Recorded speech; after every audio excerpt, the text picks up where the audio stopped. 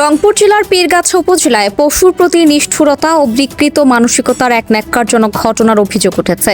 এক ব্যক্তি প্রতিবেশীর পোষা মুরগিকে ধর্ষণের অভিযোগে এলাকায় তীব্র ক্ষোভ ও সামাজিক প্রতিক্রিয়া সৃষ্টি হয়েছে। পীরগাছা উপজেলার পবিত্র ঝাড় ফরিঙ্গাপাড়া গ্রামের বাসিন্দা মোসাম্মদ হোসনে আরা বেগম পীরগাছা থানায় লিখিত অভিযোগে জানান, গত 1 মে দুপুরে তার একটি কালো রঙের পোষা মুরগি প্রতিবেশী মোহাম্মদ আলমগীর হোসেনের বাড়ির আঙিনায় গেলে অভিযুক্ত ব্যক্তি মুরগিটিকে ধরে নিজের ঘরে নিয়ে যায় এবং সেখানে যৌন নির্যাতন চালায়। অভিযোগে বলা হয়েছে, মুরগিটির চিৎকার শুনে হোসনে আরার যা মোসাম্মদ কবিরন বেগম অভিযুক্তের ঘরের সামনে পৌঁছালে তিনি মুরগিটিকে ছেড়ে দেন। এই ঘটনার পর থেকে মুরগিটি অসুস্থ হয়ে পড়ে এবং পরবর্তীতে থানায় এনে লিখিত অভিযোগ দায়ের করা হয়।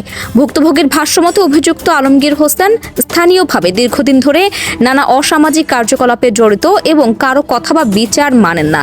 তিনি আশঙ্কা প্রকাশ করেন অভিযুক্ত ব্যক্তি যে কোনো সময় তাদের ক্ষতি সাধন করতে পারে। এ বিষয়ে পীরগাছা থানার ভারপ্রাপ্ত কর্মকর্তা ওসি জানান, অভিযোগটি আমরা গুরুত্বের সঙ্গে গ্রহণ করেছি। প্রাণীর প্রতি নিষ্ঠুরতা ও যৌন নিপীড়নের বিষয়টি আইনের আওতায় এনে প্রয়োজনীয় ব্যবস্থা নেওয়া হচ্ছে। এদিকে ঘটনাটি সামাজিক যোগাযোগ মাধ্যমে ছড়িয়ে পড়লে ব্যাপক প্রতিক্রিয়া দেখা যায়। পশু অধিকার কর্মী সহ সচেতন নাগরিকরা ঘটনার তীব্র নিন্দা জানান এবং অপরাধের দৃষ্টান্তমূলক শাস্তির দাবি তোলেন। স্থানীয়দের ভাষ্যমতে এ ধরনের বিকৃত মানসিকতা সমাজে পশু ও মানুষের নিরাপত্তাকেই হুমকির মুখে ফেলছে। তারা প্রশাসনের প্রতি দ্রুত কঠোর ব্যবস্থা নেওয়ার আহ্বান জানান।